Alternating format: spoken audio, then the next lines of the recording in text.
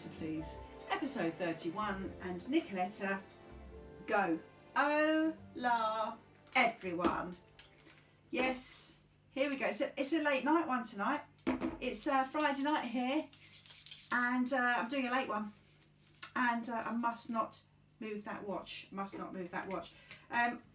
I'm gutted I haven't got my bling on, but until I can find a better way of doing this nonsense, it is what it is. Hello. I'm going to have to move the box a bit.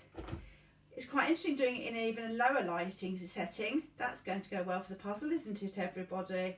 I hope everybody is peachy. Right, update on my darling father-in-law. So, still in hospital, obviously. He broke his hip because my mother-in-law's outfit for Iceland delivery was ever so risque, and it made him topple over. Anyway, he's still in. We're trying to, my lovely mother-in-law is trying to get past the rather pit bull-like woman on the ward to get any information about her husband. It seems an old-fashioned concept of ringing up and being told what's going on, because sadly she can't go in, can she, because of COVID. You can't even go and visit. So poor Jane is stuck at home trying to ring someone who's I would say the least of, she's meant to be the liaison person. I wouldn't recommend her liaising with many because it's not continuously working. Anyway, waiting to hear. I think he was in quite a lot of pain and off his face on morphine, which sounds quite pleasant really. Anyway, so anyway, I've come out to do a late night one to keep my mother-in-law entertained this evening. Looks a pleasing piece. Anyway, I hope you're all good. I've said that, June. So I'm going to carry on because, because I want to get this in. So Gordon's in hospital. She can't get past the pit bull. But because I spoke to her earlier, she said, "Gee, I've got to go because I've got my next delivery coming." I said, "What are you going to wear for the guy today?" Because obviously the crocheted peephole outfit she was wearing yesterday ended up with Gordon in hospital. Anyway, so she said because Gordon's actually in hospital, she was going to try and, he's got a pair of leather chaps. Pair of leather chaps, tassels. Bit like our lovely follow spot girl. Tassels all down the side of these, they're very used, so they're very soft, but when I first got them they were pretty solid leather. But now they're, chaps, to show her little bottom out the back. Just those. So I haven't heard actually what's happened to the Iceland delivery, but that when I spoke to her earlier, that's what she was going to just try on. Oh, it fell on the floor, sorry. So she's getting bolder and bolder the older she gets. I like it. I like naughty. So I just love the fact that Gordon's in hospital, and her first thought was, actually, that's going to work out for me because I can wear those leather chaps while he's not here and he can't tell me off. So I'm looking forward to, I don't know if anyone would take a picture. Maybe there's going to be pictures, from which I hope so, because that would be absolutely wonderful to see that here as it scrolls out. But I'll keep you posted on that. I've never worn chaps, but I think they're probably quite nice and airy, aren't they? I remember my mum always, any band she fancied, it always turned out to be a gay man. Most people she fancied either turned out to be gay. So I remember she went to see Erasure, which is a band for Australians. It's a band from the 80s, and she went to see them and they wore leather chaps with their bottoms out, and she thought it was bloody marvellous, but she didn't obviously realise why they were wearing them. Okay, so moving on from that. Actually not moving on from that. I was just going to say that the first, when videos came out, for the youngsters listening, if there are any youngsters listening, you won't know what a video is. But it's like a big cassette thing. You put in the video and you press ka-chung, and you could record them and all sorts. But there was a thing called a video player, and that we got one, and it wasn't remote control. It had an enormous cable, really thick cable leading for it, but it only went like 2 feet away. It was the most pointless thing. You might as well sit by the video player. Anyway, the first video we got was You Can't Stop the Music, right? Now, if you know that, it's about village people. And Mum liked it because they all sort of wore fancy outfits and cowboys and stuff, but it's village people. So to give my mum's, my mum was always drawn. Okay, so I've had some emails, obviously. Okay, So this is from Score of Scotland, the cameraman, him and Sparky, I'm hoping, Sparky's from the north, but him and Sparky, I'm hoping will bloody well come and sort this debacle out.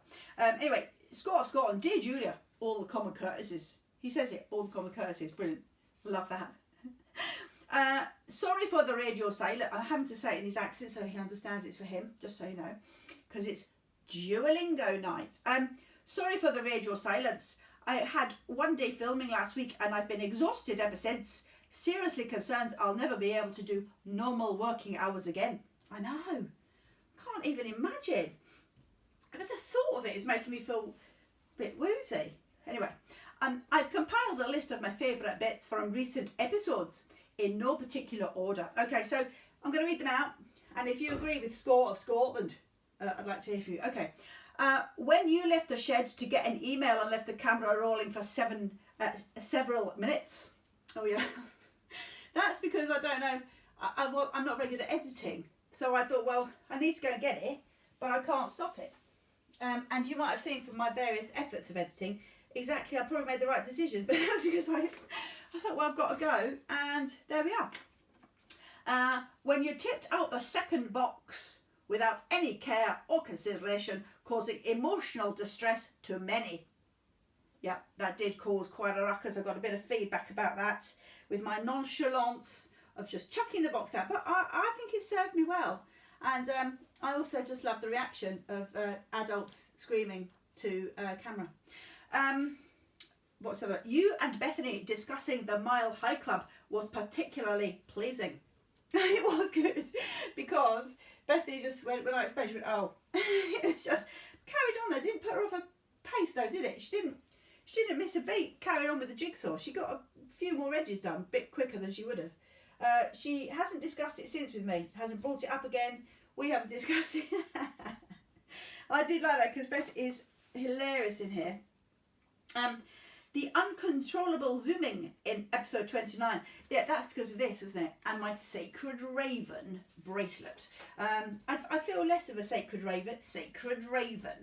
I feel less of one because I haven't got it on. So I've got to work it out how to be able to film and have my bling on. Because I feel a bit naked. Don't dwell on that. I also like Bethany's irregular appearances and irregular disappearances. That's right, she comes in, doesn't she?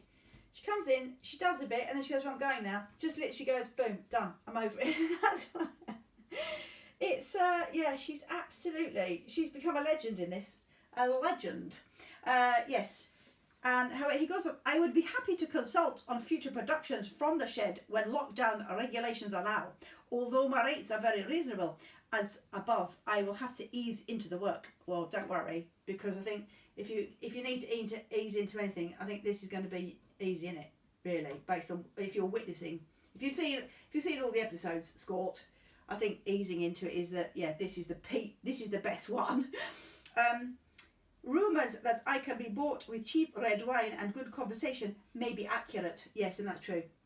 I've seen that happen. It got messy. And yes, you're correct about yourself there. But I think it's good to have that insight into your own personal, it's good to have that awareness. So thank you very much, Scott of Scotland. And I know a few people had asked me where you are. So that's good. You're still around. Oh, there's a bit of this bathtub. There's a little cheeky bathtub over here. Of course there is. A bathtub in a pond. Yes, of course. It's nice to be able to touch my Miffy again, isn't it? It's been a while. Okay, so, good. I've had a message from Nicholas. Me dear, you dear, me dear, no dog dear. No, still no dog. He was looking at a beautiful whippet, I think I said yesterday, and having got whippets myself, I said, don't be just stupid, that dog can jump over the fence because Binky, one of our whippets, if she saw, well, we had it a few times where she saw a squirrel and then we looked out into the garden and she wasn't anywhere to be seen. She jumped over our huge fence. So we've had to build the shed, not only because of it's pleasing, but also to stop a whippet jumping over into the houses at the back. So it's quite a dramatic reason, but we had to. So he chose, he's seen a beautiful whippet and they said, well, as long as you haven't got a 6 foot high fence, or you need to make it bigger. And so I'm going to look for more dogs for him, because that's buffoonery. And he said he hasn't got a dog, he can't get a dog or a boyfriend in lockdown. So basically, if anybody is out there, a male with a dog, and fancies having some time in Islington, can you give me a shout? Because I've got the perfect opportunity for you. And his name is Nicholas. Good. So hopefully I've done that. Tick. Hopefully sold you off as well. Steve Logan. It's really Duolingo tonight, isn't it? There's a lot of accents going on tonight. Steve emailed to tell me, and I better read it, because I spoke about his... Binky, you can't go out now. I can't get over. There are 2 bikes been put in the way. I can't get over. You're going to have to wait. He messaged to talk about his outfit. I was talking about his purple outfit the other day. And he's messaged to say, Jew, that purple chemise you spoke about, I love the word chemise, is from his River Dance ensemble. And he sent me a picture, and I'm not being funny, but seeing a big, bearded, slightly long-haired Australian in a River Dance outfit with the booties is, I mean, it is to behold. It is to behold, and I thank you very much. And I think, like, I might probably do the backstage tours around this, and you know, probably get the buses and stuff like I mentioned yesterday, and the making of. I think I'm going to have like a selection of all the photographs of Steve with all his outfits, because people at Message really need to see them. I mean, I think the mind's eye is probably best, but I think we might have to have like a kind of, I don't know, like a magazine or a booklet that goes along with it. I'll have a think. It's all part of the merch. It's all part of the merch, isn't it? Where does that go? Hang on, excuse me. See, this light bit is very... Yep, it's over here. I'm moving. This is the only side of the jigsaw I can actually get to at the moment, because it rained, everything from the garden has come into here. So now there are 2 bikes, a lawnmower upside down, and a selection of tools from Matt's toolbox. So, carnage. I think that goes somewhere there, but... Oh, no. Hold on. No. No, that's messing with my mind. This corner's messing with my mind a bit, but we've got the purple here. It's all coming on. So I'm going to do a bit more in the daylight tomorrow, because it is quite... Oh, Sorry, Florrie. She just moved in my way and just punched you in the nose. Okay, Steve's message. Right, the Tiger King of Croydon has messaged. Okay. So I don't know if you remember. Hopefully you've listened, but so I don't have to recap too much. But Matt of Croydon became. Is it because of the story? What's the matter? Come on then. Because Matt of Croydon became a celebrity with his jogging, because he's so beautiful. His smile lights up the world. Exactly. Right, hold on. Excuse me. What do you want? Do you want to go out, or do you want to come in? Come on then. Come on. Right, they're in now. Both in. Past the bikes. There you go, on the chair. Okay, so, sorry, what was I saying? Yeah, so he's a celebrity, had to change his route, became a bit of a local attraction. Croydon Echo picked it up. They made him pose in a pose that I can only describe as slightly, it would test your gag reflex, and mine's been tested over the years, but this brought things back. It was haunting, okay? Anyway, so I was hoping for the photograph. He said he was going to send me the photograph, but I've had an email today from him. So here we go. Dear Jew, not as common courtesy and not like the Commodore, but you know, still it's factual. It's my name. Thank you for your interest in my big spread. Well, I know I'm not the only one. I know that for a fact, bad boy. Unfortunately, I am unable to supply you with a copy of the photograph you requested for legal reasons. Oh, it's for legal reasons. He can't send me the actual print. I, like you, think it's quite an impressive image. Yes, it is impressive. And daunting, I would imagine, to be up personal with that. So much so that I decided to use it as my new online dating profile picture in an attempt to garner more interest. If you do not garner more interest with that, then the world has gone... I know that it's a difficult one because the world has gone mad, but it would be... Yeah, that would prove that the end is nigh, right? If that doesn't garner more interest, that all just tightly wedged into those pants. Sadly, the photograph was rejected from the app in question as it was deemed too explicit. I love that. But the Croydon Echo, you know, went with it, didn't they? Croydon Echo had no issues. They printed you double spread. right in the middle. That's bold. I love that. Clearly, we have different censorship standards down here in Croydon. Yes, you do. Either that or we're just less fussy. Well, I suppose you're right, because you get, I don't know, maybe they're taking what they can down there. I don't know, but you certainly, I mean, you're going to go viral in every sort of way the minute that is unleashed. Every sort of way. I am, however, happy to reenact said pose for you once this is over and we are allowed to join you in your shed. Yours, the Tiger King of Croydon. Do you know what? I have quite enjoyed lockdown, and I know it's been difficult for some people, but I mean, it's a terrible thing to say, but I've rather enjoyed it, okay?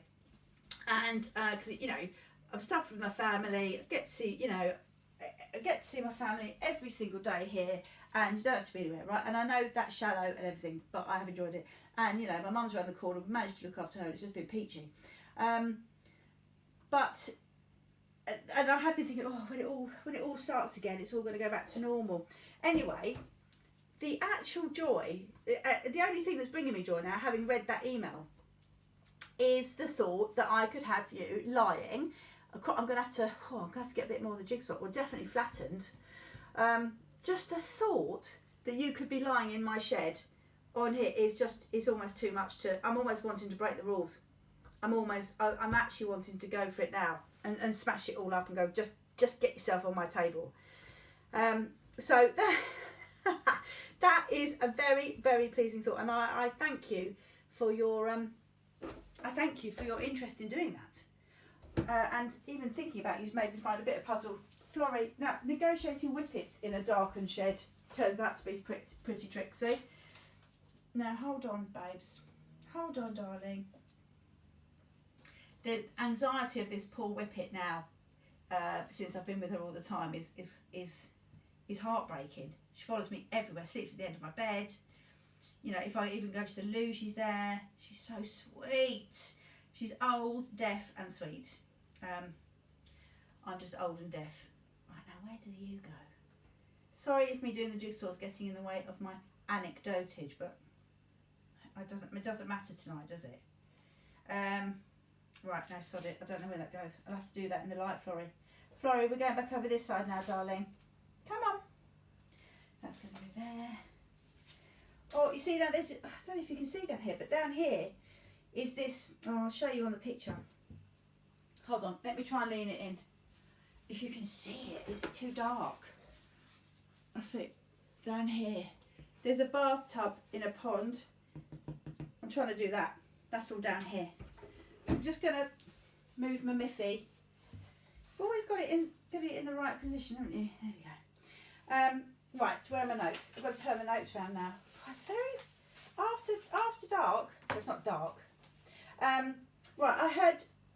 Do you know the poet Benjamin Zephaniah? He's cool, right? He's really cool. Cooler than I will ever even slightly be able to master. Okay, well that's a given. He was on the radio. He was on the telly tonight, delivering a rather poignant poem. And then I just said to Matt, did you ever have an irrational annoyance with Roger McGough? Now, Roger McGough is a poet, and all through my childhood at school, it was Roger McGough. For the Australians, you don't know what I'm talking about, but it doesn't matter. You can Google him, right? He's probably on YouTube. He speaks like that. Roger McGough. And everything he does is slightly paused, and the poetry just goes on and on. And at school, I don't know whether it was just one of those programmes that the school subscribed to, but you had to listen to him. And here she is. It's the best mice. Hi, babes. Hi. It's very difficult to get around. I can see that. It's very difficult to get around today, so be careful. But I've just managed. Is that what I managed to do that? Anyway, so Roger McGough. You won't know who this is. It's a poet called Roger McGough, and I'm just saying that I have an irrational annoyance with him. But you shouldn't care about that because you'll never have to come across him. But he's probably a really nice bloke. But his poetry just irritated me because it was so slow. He's not even Irish. I don't know what accent I'm doing. I think he's Liverpudlian. But I just wondered if anybody else is as irritated by a man who is as not innocuous and probably particularly pleasant as Roger McGough. That annoyed me. Now, I know that Nathan... Oh, I've got a picture. Oh, Beth. I've only come in for a short while. Of course. Because I've got to because go back up and sing in a second. you do, immediately. You have to practice. Yes. Right, well, I don't know. Oh. Who are you looking for? Well, I'm looking for utility shoes. I'll find Yes, them. it's gone. I'll find them. Anyway, okay. So, this is going to, I know that this one here, this one, and the Merrell utility shoe, you know, she's coordinating with the hazmat suits, Liz, you know, the whole lot. Apparently she was wearing shorts with them the other day, which is quite a look because wearing those shorts, sort of, wearing the shorts like she does, with a very dark black utility shoe is quite a look, but with a sort of calf length black sock. It's quite a look, isn't it? Anyway, apparently she was teaming that up the other day with these sort of utility shorts which have got pockets, and she said, well, they're handy because you've got pockets in them. You know, you can put all your, I've got a utility shoe and I've got a utility short. But sometimes I just think sometimes fashion has to lead the way a little bit. And actually that's just reminded me, Liz, that's just reminded me of when we were out in Abu Dhabi doing the show, and this, one of the producers said to me, I like your dress. It was just like an A-line dress that holds my, hides my stomach. I said, oh, thanks very much. She said, I like your style today. I said, thanks very much. And it was only inadvertent because I just throw everything on. And anyway, so Liz said to her, oh, do you like what I'm wearing? And she looked Liz up and down, and she said, with no sense of irony, was it, Liz? She went, it's consistent. And we fell about because the girl Amber who was saying it had no idea. I think Liz has got the utility. I'll have to print another one. I'll do a better picture tomorrow anyway. I've been meaning to.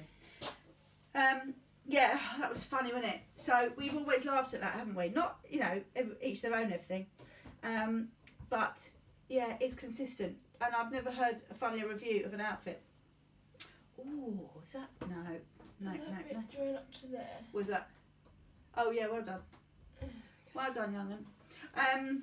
What was I saying? I was talking about, oh yes, so if the utility shoe was here, this would understand. So on Candy Crush, oh, just dropped a bit there. On Soda Crush or whatever I play, because it's the best one, whatever anybody else says. You're addicted to that game. Well, I was, but what's happened is, because of everything going on, I've missed some days, and I did have, because you basically have to, as long as you log on and you start playing, you get some lives and stuff, and you get like points. And I had like 254 days, which gives you loads of points. And I forgot to do it the other day, and I've gone back to 0. Now I know that this one and the missing one there would absolutely understand the absolute pain of doing all of those days. Doing all of those days, and then it's like your BA points suddenly going all the way down to 0, isn't it? Because of just one forgetful middle-aged day. Boom, gone, lost. Oh well, worse things are going on, aren't they, in the world, frankly. But we don't discuss those here because this is about jollification. This is. Talking about jollification, my friend's another Scottish man, Colin messaged me from Scotland again, Glasgow. I said, what about that time you were Scottish Opera? And they had to call a break. Right, so this is me as an assistant stage manager at Scottish Opera, right? And the show, I'm sitting in the rehearsal room, and I'm sitting sort of, well, I imagine the utility shoe sitting in the shorts, just concentrating and sitting in a chair, your legs just looking, your legs slightly apart, but anyway, but not in a provocative way, just concentrated way. Not that your legs can be concentrated, but you know what I mean, right? Just subconsciously watching. Anyway, this in Trojans, there are hundreds of people in it. It's fantastic opera Trojans. Right, I've got to go and sing now. You got to go. Right, goodbye. That was a great. Well, I came in to just show my hands. You've shown your hands and you leave. Quite right. Enjoy your rehearsal. We'll do. Bye, guys. They're all saying goodbye. Anyway, so this rehearsal's happening, right? Love you. See you in a minute. I'm coming in any minute. Anyway, so this big rehearsal was happening. 120 people in the rehearsal room, and I'm sitting there just watching rehearsals. Okay, just keeping an eye. Anyway, so this group of people are coming towards me. The lead singer is at the front, and the chorus, hundreds of people behind. It was stunning, even in the rehearsal room. So I was just watching this, amazed. And the lead singer went, "Can we stop, please? Can we stop? Stop. Everything fizzled out. The piano stopped, and he called it. He said, Julia, could you shut your legs please, because I've got a massive echo when I sing. Can you imagine? His name was Peter. He was so funny, and oh my god, and I was only about 19, 20, and 21. I laughed so much, and everyone broke down laughing because he said, yeah, there's an echo, I just can't hear him. He's an amazing singer. And oh god, we laughed so much they had to call a break because nobody could sing after it, well, at least for me. So I just love that. So yeah, that was a good story to remember. I loved it. I absolutely loved it, and I love that singer. And opera singers are some of the funniest people I've ever worked with because they're booked up so many years in advance, like some of them like 6 years in advance at that time. They're all cool, you know, they haven't got any stresses. They're just like, they're living their life. They're having the most amazing life going all over the world singing. And because they're booked up, they can just chill. Do you know what I mean? It's not like actors who the competition's so great. Either your voice is a hit or it's not. And I will never forget that. And I laughed so much. Do you mind if you shut your leg? Could Julia just shut her legs, please? There's an echo. Oh, God, it's good. The conductor was laughing. Thank God. I mean, yeah, it was ever so funny. I think, as you can tell, the level of respect has been, you know, of me has been huge from the outset, from the beginning of my career. That's pleasing, isn't it? You're lucky actually today that I can actually lean over because my tennis elbow is so bloody painful and here, and I have moments of complete weakness where I think, oh, maybe I've had a stroke. But then I can't twist a bottle top off, but then I can, it's such a weird thing. Oh, however, I've managed to find a bit of Georgian house with my withered hand. Yes, that's going. Oh, where are you going? This is very rewarding. That might be out of camera shot. I've got to find out where that goes. Sorry, a bit distracted because now the actual jigsaw I'm actually managing to do, I'm almost, I did at one point, didn't say, I said I was going to do a silent one, but then I thought, I don't know about that, because half the thing is me talking drivel. The dogs are just standing. Why are we in here so late? Why are we in here so late? Because I wanted to make my mother-in-law laugh, because she laughed at one last time. I'm trying to keep her cheered. So this one is for you. Where do you go? Oh, do you fit onto there? Yes. Look. Oh, I hope you can see it. Let me see if you can see it. Down here. Oh, that's very rewarding. I'll show you the daylight tomorrow. That's great. Nearly done a whole, yeah, I've done a whole book bit there. That's nice. That you'll see that every now and again. Yeah, what else was I going to tell you? I was laughing because every time I start this, I say Stand by Nicoletta, and it's just become a historical thing because Nicoletta is on the casting team. She's absolutely ace. And she always wanted a name mentioned when I stand everybody by on these events. So I always said, you know, Stand by Nicoletta. But absolutely hilariously, she's not listening to this. She couldn't care less, I don't think. I did say to her, just so you know, I'm mentioning you every day. She was like, what? Come as a DJ JigJaw. She didn't care. And I tried to explain. And hence, absolutely no interest whatsoever. Anyway, but I'm going to keep doing it. So just why, you know, if you think Nicoletta isn't standing by yet, she never will because she absolutely isn't listening. Right, I'm going to go because otherwise I'm going to overrun. I've got a lot to say tomorrow because I've got loads of notes because lots of things popped up in my mind today and I wrote them down like a very diligent girl. None of them are interesting, of course, and but if you're still listening, you get the gist of this now already. Any questions? I'm a bit worried I haven't heard from the Commodore for a day, so hopefully he will smash out a rather eloquent question. Scotland, thanks very much. I'm going to continue with Duolingo tomorrow because I've got some funny stories about Matt talking in Greece. However, that's enough. I feel resplendent in this part of the jigsaw, and I'm sorry that it's probably so dark you can't see it, but we're getting there. I love you very much, and I will speak to you in episode 32. Who knew I'd be going a month? Lots of love. Bye.